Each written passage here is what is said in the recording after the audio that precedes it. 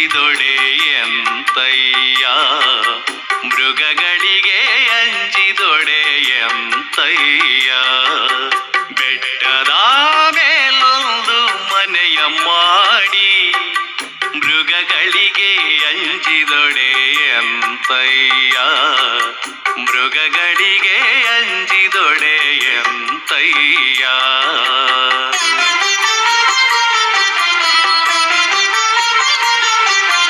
ಸಮುದ್ರದ ತಡಿಯಲೊಂದು ಮನೆಯ ಮಾಡಿ, ಸಮುದ್ರದ ತಡಿಯಲೊಂದು ಮನೆಯ ಮಾಡಿ ನೊರೆ ತೆರೆಗಳಿಗಂಜಿದೊಡೆ ಎಂತಯ್ಯ, ನೊರೆ ತೆರೆಗಳಿಗಂಜಿದೊಡೆ ಎಂತಯ್ಯ, ನೊರೆ ತೆರೆಗಳಿಗಂಜಿದ. ಓಂ ಶ್ರೀ ಗುರು ಬಸವಲಿಂಗಾಯ. ಸರ್ವರಿಗೂ ಶರಣ ಶರಣ. ಅಷ್ಟಾವರಣಗಳಲ್ಲಿ ನಿನ್ನೆ ವಿಭೂತಿ ಮತ್ತು ರುದ್ರಾಕ್ಷಿಗಳ ಬಗ್ಗೆ ತಿಳ್ಕೊಂಡಿದ್ದೀವಿ. ಸತ್ಯ ಮತ್ತು ಭಾವುಕತೆ, ಈ ಎರಡರ ನಡುವೆ ತುಂಬಾ ಸೂಕ್ಷ್ಮವಾದ ಒಂದು ಪರದೆ ಅಥವಾ ಒಂದು ವ್ಯತ್ಯಾಸ ಇರುತ್ತೆ. ಈ ಭಾವುಕತೆ ಮನುಷ್ಯನಿಗೆ ಸಂತೋಷ ಕೊಡುತ್ತೆ, ಆದ್ರೆ ಕೊನೆ ತನಕ ಕೊಡಲ್ಲ ಅಲ್ವಾ? ಈಗ ಉದಾಹರಣೆಗೆ ಒಂದು ಮಗುವನ್ನ ತಾಯಿ ಬೆಳೆಸುವಾಗ ಬಹಳ ಪ್ರೀತಿಯಿಂದ ಬೆಳೆಸ್ತಾರೆ. ಏನು ಲಾಲನೆ ಪಾಲನೆ, ಆ ಮಗುವನ್ನ ಸಂಬೋಧಿಸೋದೇನು, ಬಂಗಾರ ಅಂತಾಳೆ, ಅಪ್ಪಾಜಿ ಅಂತಾಳೆ, ಹೌದಲ್ವಾ? ಇವೆಲ್ಲ ಬೇಕು, ಮನುಷ್ಯನಿಗೆ ಬೇಕು ಇವೆಲ್ಲ. ಬೇರೆ ಪ್ರಾಣಿ ಪಕ್ಷಿಗಳು, ಹುಳ ಉಪ್ಪಡೆಗಳು, ಅವು ಈ ತರ ಭಾವುಕತೆಯಿಂದ ಬದುಕ್ತೇವೆ ಅಂತ ಹೇಳಕ್ಕಾಗಲ್ಲ. ಅವು ಹುಟ್ಟುಗುಣ ಪ್ರೇರಿತವಾಗಿ ಎಷ್ಟು ದಿವಸ ಪ್ರೀತಿ ಮಾಡ್ಬೇಕು ಅಷ್ಟು ಮಾಡ್ತಾವ ಅಷ್ಟೆ. ಆದ್ರೆ ಮನುಷ್ಯ ವಾಸ್ತವಿಕತೆಯಲ್ಲಿ ಬದುಕೋದಕ್ಕೆ ಕಷ್ಟ. ಅವನಿಗೆ ಯಾವುದಾದ್ರೂ ಒಂದು ಅತಿ ಇಂಟೆನ್ಸ್ ಹೈಪರ್ ಬೇಕು. ಇವನಿಗೆ ಸರಳವಾಗಿ ಬದುಕು ಅಂತಂದ್ರೆ ಆಗಲ್ಲ.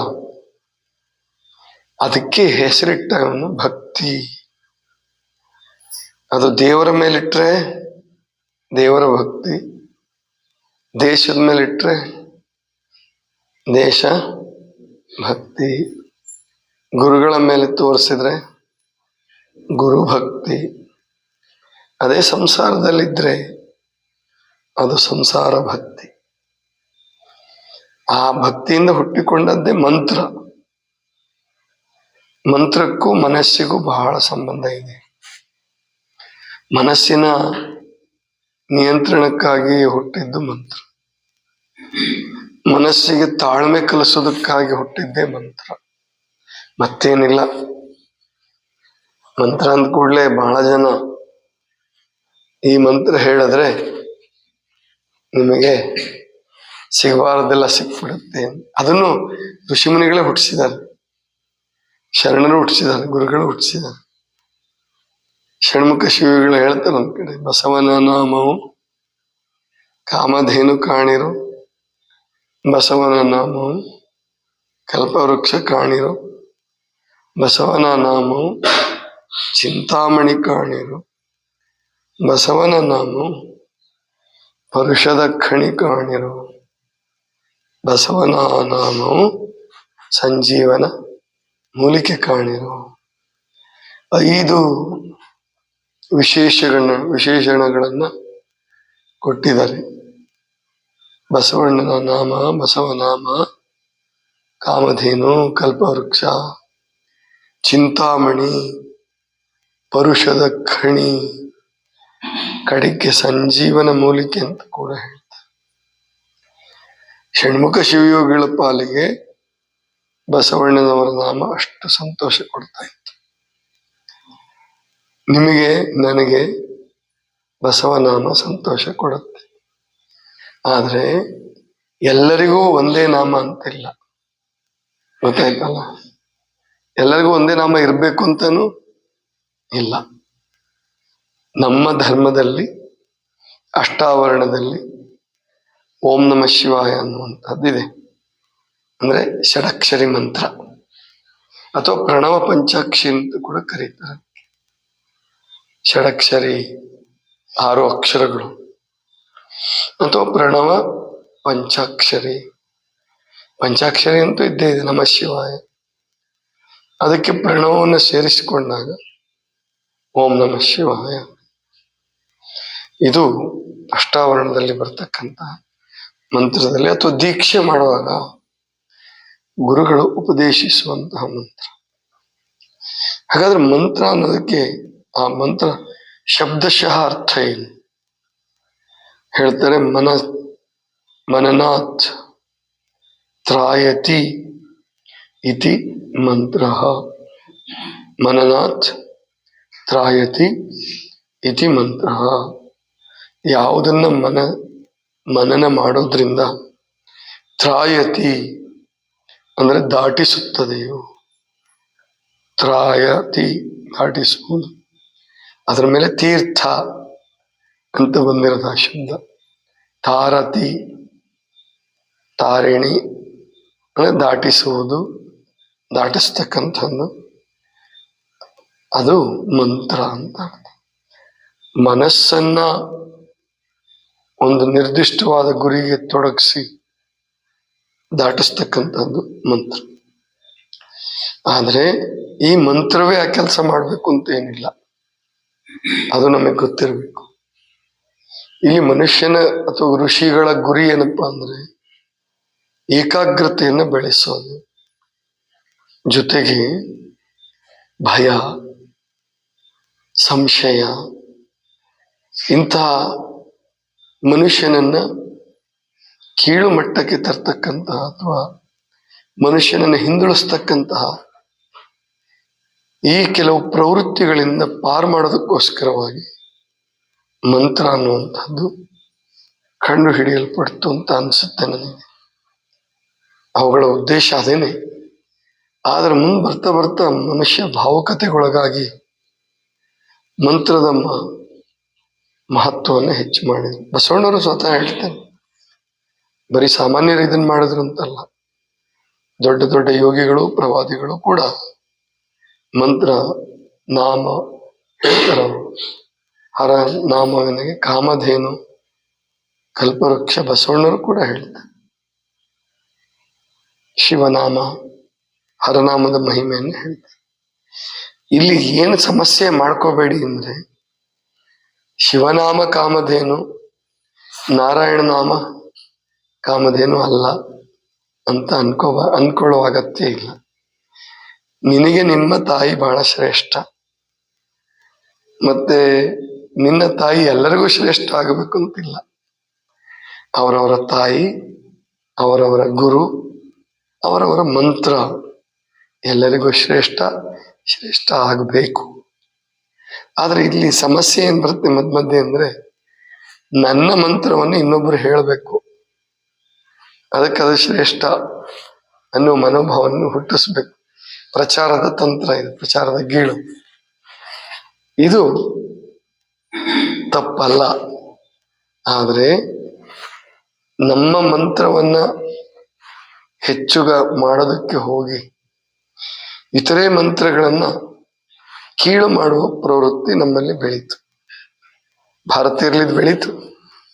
ಎಲ್ಲ ಮತ ಧರ್ಮಗಳಲ್ಲಿಯೂ ಎಲ್ಲ ಪದ್ಧತಿಗಳಲ್ಲಿಯೂ ಇದು ಬೆಳೀತು. ಇದರಿಂದ ಸತ್ಯ ದರ್ಶನ ಆಗೋದು ತಪ್ಪು ಬಿಡುತ್ತೆ. ಈಗ ಉದಾಹರಣೆ, ಒಬ್ಬ ವ್ಯಕ್ತಿ, ವಿಜ್ಞಾನಿಗಳಿದ್ದಾರಲ್ಲ, ಲೂಯಿ ಪಾಶ್ಚರ್, ಎಡಿಸನ್, ಮೈಕೆಲ್ ಫಾರಡೆ, ಇವರಿಗೆಲ್ಲ ಯಾವ ಮಂತ್ರಗಳು ಗೊತ್ತಿಲ್ಲ. ಮಂತ್ರ ಅನ್ನೋ ಶಬ್ದ ಕೂಡ ಅವ್ರಿಗೆ ಗೊತ್ತಿಲ್ಲ. ಆದರೆ ಅವರುಗಳು ಸಾಧಿಸಿದ ಏಕಾಗ್ರತೆಯ 10ನೇ ಒಂದು ಭಾಗವನ್ನು ಕೂಡ ಒಬ್ಬ ಮಂತ್ರ ಜಪ ಮಾಡೋನು ಗಳಿಸ್ತಾನೆ ಅಥವಾ ಸಾಧಿಸ್ತಾನೆ ಅಂತ ಇಲ್ಲ. ಹಾಗಾದ್ರೆ ಅವರು ಕಷ್ಟಪಟ್ಟು ಸಾಧಿಸಿದ್ರ, ಗಳಿಸಿದ್ರ? ಇಲ್ಲ, ಹಂಗೇನು ಹೇಳಲಿಕ್ಕಾಗಲ್ಲ. ಅವ್ರಿಗೆ ಜನ್ಮ ಪ್ರಾರಂಭದಲ್ಲೇ ಅದು ಬಂದ್ಬಿಡ್ತು. ಯುಗ ಧರ್ಮ ಆಯ್ತು ಅವರಿಗೆ.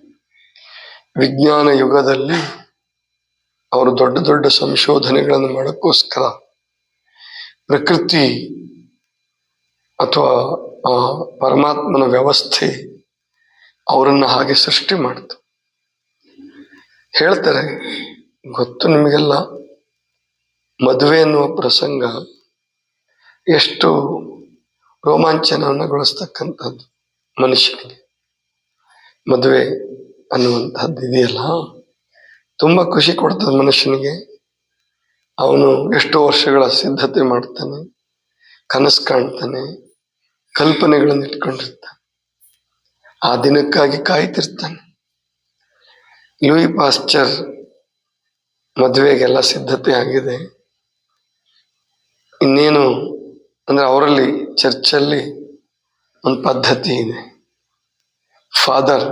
ಪಾದ್ರಿ ಕರೀತಾರೆ, ಗಂಡು ಹೆಣ್ಣು ಮಕ್ಕಳ ಹೆಸರನ್ನ ಕರೀತಾರೆ, ವಧುವರರ ಹೆಸರನ್ನ ಕರೀತಾರೆ. ಅವರು ಮೇಲ್ಗಡೆ ಬರಬೇಕು, ವೇದಿಕೆ ಮೇಲೆ ಬರಬೇಕು, ಅವ್ರನ್ನ ಕೂರಿಸ್ತಾರೆ, ಏನೋ ಪದ್ಧತಿಗಳು ಅವ್ರು ಮಾಡ್ತಾರೆ.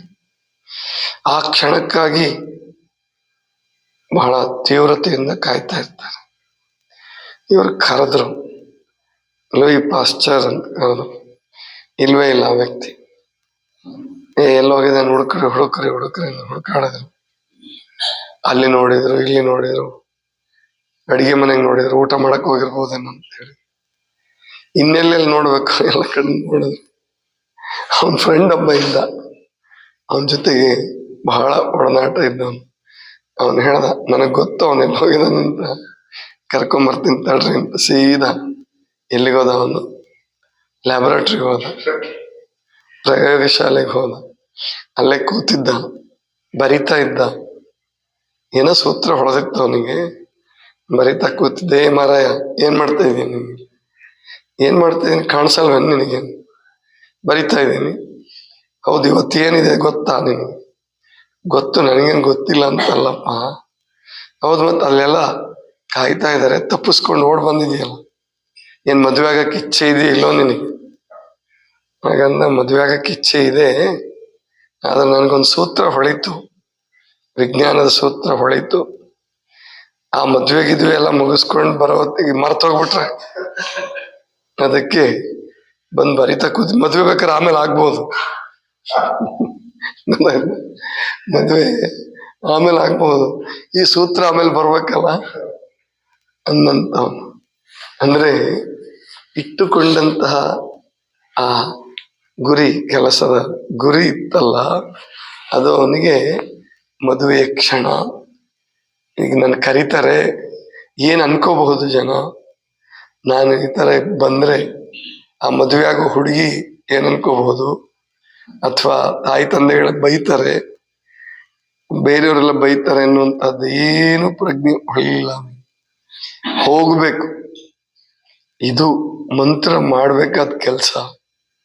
ಅಥವಾ ಮಂತ್ರದಿಂದ ನೀವಾಗ್ಲಿ ಯಾರೇ ಆಗ್ಲಿ ಸಾಧಿಸಬೇಕಾದ ಕೆಲಸ ಇದು. ಒಂದ್ ವೇಳೆ ಮಂತ್ರವನ್ನ ನಾವು ಜಪಿಸಿ ಮನಸ್ಸು ಏಕಾಗ್ರತೆಗೊಳ್ತಾ ಇಲ್ಲ ಅಂದ್ರೆ ಬಿಟ್ಬಿಡಿ. ಒತ್ತಾಯಪೂರ್ವಕವಾಗಿ ಜಪ ಮಾಡಬೇಕಾದ ಅಗತ್ಯ ಇಲ್ಲ. ಜಪದಲ್ಲಿ ನಿಮ್ಮ ಮನಸ್ಸು ಕೂರ್ತಾ ಇಲ್ಲ, ಬಿಟ್ಬಿಡಿ. ಅದರಿಂದ ನಿಮಗೆ ಕೆಟ್ಟದ್ದೇನಾಗಲ್ಲ, ದೇವರೇನು ಮುನಿಸ್ಕೊಳ್ಳಲ್ಲ. ನಿಮಗೆ ಯಾವುದ್ರಲ್ಲಿ ಮನಸ್ಸು ನಿಲ್ತಾ ಇದೆ ಅದಕ್ಕೆ ಹೋಗ್ರಿ. ಕೆಲಸ ಮಾಡೋದ್ರಲ್ಲಿ, ಕಾಯಕ ಮಾಡೋದ್ರಲ್ಲಿ ನಿಮ್ಮ ಮನಸ್ಸು ನಿಲ್ತಾ ಇದೆಯಾ, ಹೋಗ್ರಿ. ಆಮೇಲೆ ಆಗೇನಾದ್ರೂ ಬೇರೆ ಕೆಲಸ ಮಾಡೋದಿದೆಯಾ, ಮಾಡ್ರಿ. ಇಲ್ಲಿ ಏನ್ ತಪ್ಪಾಯ್ತು ಅಂತಂದ್ರೆ, ನಮ್ಮಲ್ಲಿ ವಾಸ್ತವ ದರ್ಶನವನ್ನ, ವಾಸ್ತವದಲ್ಲಿ ಶಿಷ್ಯರನ್ನ ತಯಾರು ಮಾಡಬೇಕು ಅನ್ನೋದನ್ನ ಬಹಳ ಜನ ಮರ್ತು ಬಿಟ್ರು. ಭಯದ ಆಧಾರದ ಮೇಲೆ ಭಕ್ತಿ ಭಯಗಳನ್ನು ಮೂಡಿಸಿದ್ರೆ ಎಲ್ಲ ಆಗೋಗುತ್ತೆ ಅಂತ ತಿಳ್ಕೊಂಡ್ರು. ನೋ, ಎಲ್ಲ ಆಗಲ್ಲ. ಯಾಕೆ ನಮ್ಮ ಸಂಸ್ಕೃತಿ, ನಮ್ಮ ಧರ್ಮ ಹಿಂದೂ ಪದ್ಧತಿ ಅಂತಿರೋ, ಲಿಂಗಾಯತ ಪದ್ಧತಿ ಅಂತಿರೋ, ವೈಷ್ಣವ ಅಂತಿರೋ, ಭಾರತೀಯ ಧರ್ಮಗಳು ಯಾಕಪ್ಪ ಹಿಂದುಳಿದು ಅಂದರೆ ಭಯದ ಆಧಾರದ ಮೇಲೆ, ಭಕ್ತಿಯ ಆಧಾರದ ಮೇಲೆ ಬೆಳೆಸಕ್ ಹೋದ್ರು ಹಂಗೆ ಬೆಳೆಯಲ್ಲ.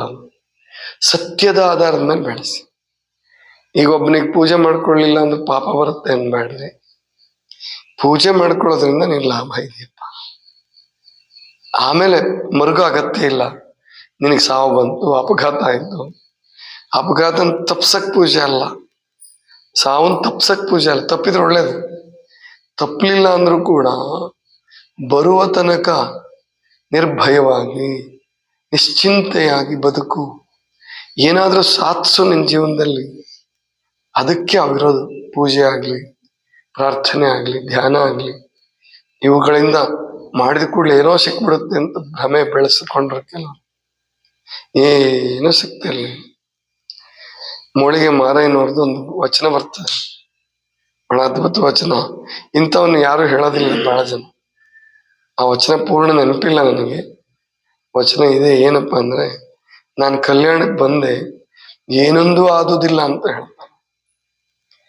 ಯಾಕಪ್ಪ ತ್ಯಾಗ ಮಾಡಿ ಬಂದೆ ನಾನು, ಏನು ಆಗ್ಲೇ ಇಲ್ವಲ್ಲ ಇಲ್ಲಿ ಅಂದ್ರೆ ಅವ್ರು ಅನ್ಕೊಂಡಿದ್ರೇನು, ಇನ್ನೇನು ನನಗೆ ಬಂದ್ ಕೂಡಲೇ ಸಮಾಧಿ ಸ್ಥಿತಿ ಆಗೋಗ್ಬಿಡುತ್ತೆ, ಲಿಂಗಾಂಗ ಸಾಮರಸ್ಯ ಆಗೋಗ್ಬಿಡುತ್ತೆ ಅಂದಾಗ ಏನೂ ಆಗ್ಲಿಲ್ವಲ್ಲ ಅಂತ ಚಿಂತೆ ಮಾಡ್ತಾರೆ.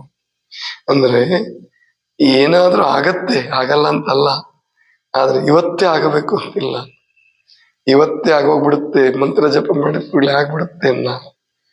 ಮೊದಲು ಮನಸ್ಸನ್ನ ನಿಯಂತ್ರಣದಲ್ಲಿ ಇಟ್ಕೊಳ್ಳಿ, ನಿಯಮಬದ್ಧವಾಗಿ ಮಾಡೋದನ್ನ ಕಲ್ತ್ಕೊಳ್ಳಿ. ಏನೋ ಸಿಗುತ್ತೆ ಅಂತಲ್ಲ, ಆನಂದಕ್ಕಾಗಿ ಮಾಡಿ.